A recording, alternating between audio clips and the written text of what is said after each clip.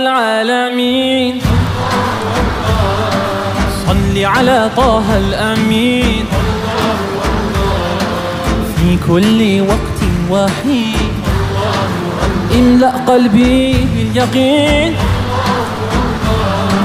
ثبتني على هذا الدين. الله الله، واغفر لي والمؤمنين.